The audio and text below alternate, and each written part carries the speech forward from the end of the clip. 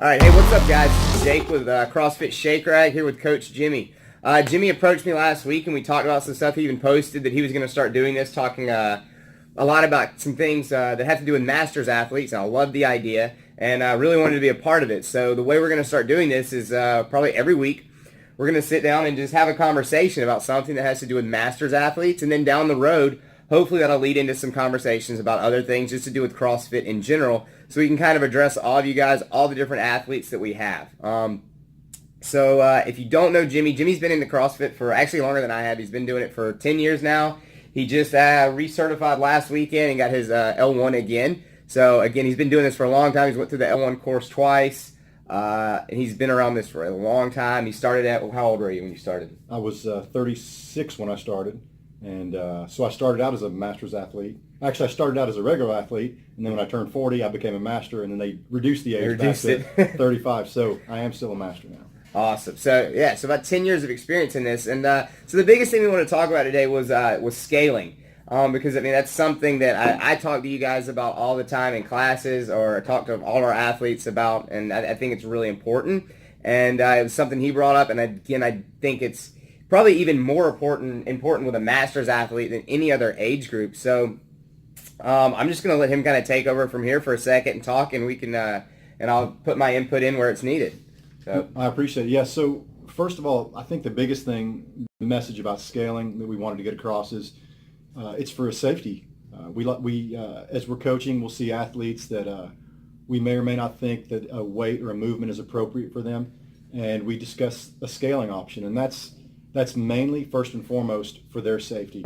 And scaling can obviously be done in many ways. You can the obvious ones are reducing weight, reducing repetitions, reducing time, maybe the dynamics of a movement, maybe like simplicity. Yeah, simplicity. Yeah, clean. If someone's exactly. Injury. Yeah, I mean. Yeah, and just the progression, like a pull-up. You know, we start people with bands and jumping pull-ups, or toes to bar with knees. You know, chest, knee to chest, and knee to elbow kind of stuff. So there's several progressions through scaling, and some of it is driven by the skill level of the athlete, and some simply safety and the amount of strength they have.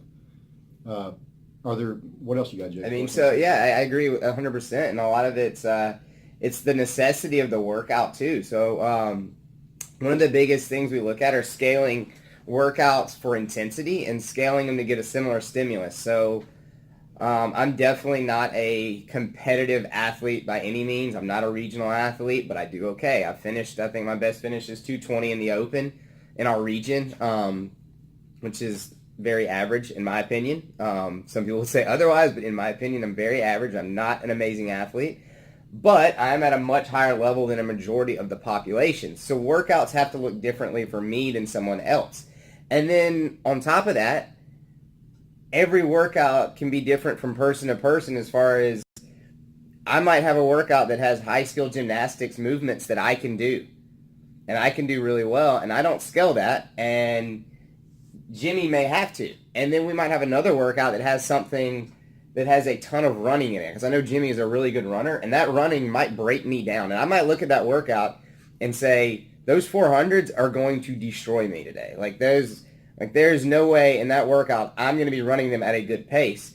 And that's something people don't do a lot of time, is cut distance off of stuff. But a lot of times you can cut the distance off of a run or a row to maintain and to create a similar stimulus in a workout.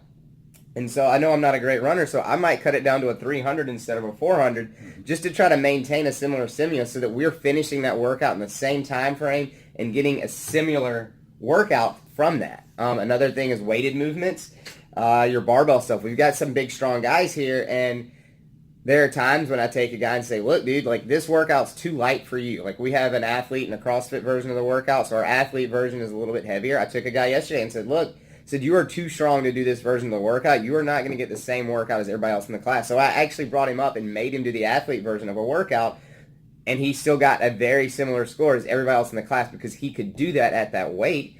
I had multiple people that I brought down, and I said, let's do 75 pounds on this instead of 135 pounds on the clean and jerk, or 95.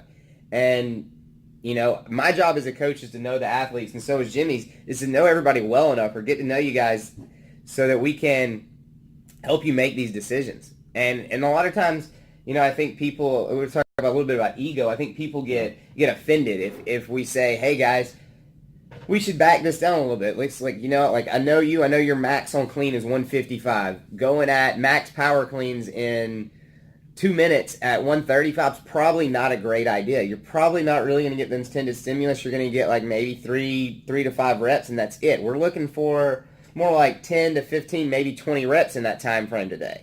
That's what we're looking. So we need to find a weight you can do that at. And then some athletes will be really stubborn with that, and it's but I want to RX it. I want to get that RX. Well, I mean, I think you have to progress as an athlete. In order to progress as an athlete, you have to be able to accept when you need to scale workouts. I think that's really important, and especially for masters. I think what he said was exactly right. We have to check our ego, number one. A lot of us came from competitive backgrounds, again, where we come in the gym and we see people maybe younger than us, stronger than us, doing things, and you can't beat yourself up as a master and think, oh, I don't have that RX by my name, so I'm not working out. And again, the definition of CrossFit for fitness is directly, it correlates to intensity. So if I can move a 35-pound dumbbell with intensity, and maybe the workout calls for a 50, but if I can move the 35 with intensity, I'm getting the benefit, and I'm equaling fitness in the end. And you just can't get hung up on the RX by your name. That'll come. And like Jake said, I started out scaling. I got to the point that I was doing all the workouts RX, and I find myself now scaling occasionally. And it's been a thing for me that, again, I'm not failing by scaling. I'm reaching a level of intensity that matches what I need, because again, it's relative. It's relative to the athlete, and it's our job as coaches to recognize that in you all and to point out that, hey, you may want to just trim that down a little bit, or you may want to shorten that run, like you said.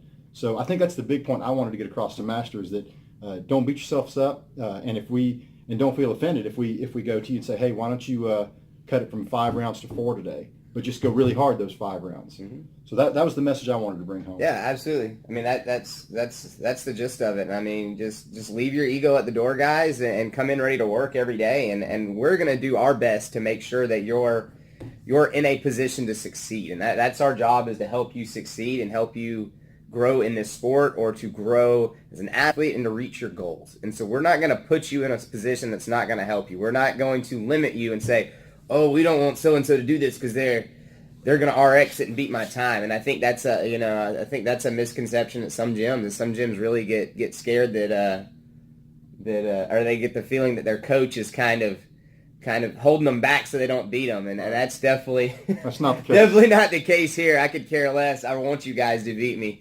That to me says more about me if you guys start beating me. Like I thrive on that. I want y'all to win. I want y'all to beat me, because that makes me feel good, knowing that I've helped you guys get there and get to that point, and that's a better feeling than me actually winning, honestly, to me. Absolutely. I don't know about no, Coach Jimmy. I get beat on a daily basis here, so I'm used to it. So, all right, guys, if you have any questions about Masters athletes, about scaling options or anything like that, give us a shout. We'll put our number, our Facebook link, and all that in the comments below. And if you have any questions, please post them on here, and we'll try to address them in the next video. Absolutely, yeah. If you have any more questions, post them in the comments. We can talk about them. We can we'll talk about some of them. Try to respond back to you guys and all that kind of stuff. And hope you guys have a great day. Give us a shout later.